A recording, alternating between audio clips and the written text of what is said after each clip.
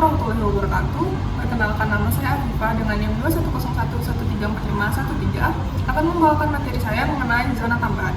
Dan di sini saya mengambil referensi dari buku Hukum Laut Internasional oleh Diana Puspitawati. Baiklah, kita akan masuk ke materi yang pertama, yaitu mengenai definisi.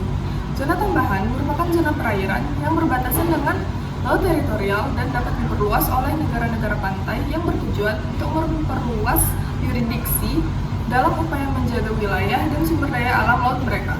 Batas zona ini yaitu sejauh 24 mil ditarik dari garis pangkal. Dan dalam zona ini, negara pantai memiliki hak untuk menetapkan zona tambahan di sekitar laut teritorialnya. Kemudian masuk ke perkembangan konsep. Klaim atas zona tambahan pertama kali dikemukakan oleh negara India pada tahun 1947. Nah, delegasi India mengajukan proposal untuk mengklaim zona tambahan selebar 18 mil laut dengan alasan untuk memperluas yurisdiksi dalam upaya menjaga wilayah dan sumber daya alam laut negaranya. Kemudian ada Hovering Acts. Ini mengarah pada definisi mengenai larangan ataupun aturan yang mengatur tentang pergerakan kapal di perairan tertentu, terutama dalam konteks hukum maritim seperti kegiatan kejahatan penyelundupan. Dan Hovering Acts ini didirikan oleh Inggris dan kemudian diadopsi oleh Amerika Serikat pada tahun 1790. Nah, terkait status hukum, menurut Churchill and Law, zona tambahan merupakan zona laut yang bersebelahan dengan dan ke arah laut teritorial di mana negara memiliki kewenangan terbatas untuk penegakan hukum mengenai bea cukai, fiskal, sanitari, dan imigrasi. Tak heran, karena konsep zona tambahan ini hadir akibat dari adanya kekhawatiran negara pantai atas kegiatan penyelundupan yang dilakukan oleh kapal asing di area laut teritorialnya. Zona tambahan ini juga mengadopsi hak pursuit, yang mana aparat penegak hukum ini akan melakukan pengejaran terhadap kapal asing yang melakukan tindakan pelanggaran dalam wilayah laut teritorial. Pengejaran ini tentu dilakukan sejauh batas 24 mil laut dari garis pangkal. Nah, terkait hak dan kewajiban, zona tambahan, zona ini tidak diberikan secara langsung kepada negara pantai. Oleh karena itu, agar diakui, suatu negara harus mengajukan klaim atas zona tambahan.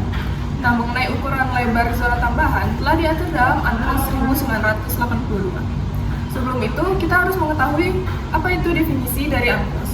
UNCLOS sendiri atau United Nations Convention on the Law of the Sea merupakan perjanjian internasional yang mengatur berbagai aspek hukum laut, termasuk batas-batas zona maritim, hak dan kewajiban negara-negara di laut, konservasi sumber daya laut, dan penyelesaian sengketa kelautan. Konvensi ini memberikan kerangka hukum yang komprehensif untuk aktivitas di laut dan telah diratifikasi oleh sejumlah besar negara, dan salah satunya Indonesia.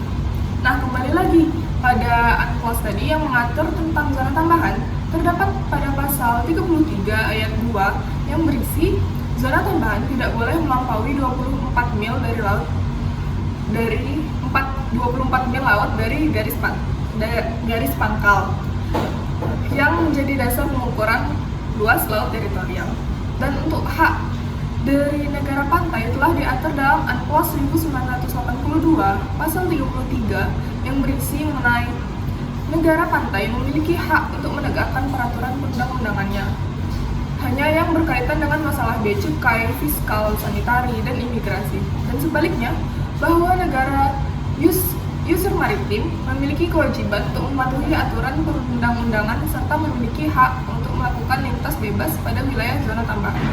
Nah, jadi dapat disimpulkan bahwa zona tambahan lahir karena adanya kebutuhan dari negara pantai untuk menanggulangi kegiatan kejahatan penyelundupan serta masalah imigrasi yang terjadi pada negara mereka. Baiklah, sekian materi yang dapat saya sampaikan. Terima kasih. Wassalamualaikum warahmatullahi wabarakatuh.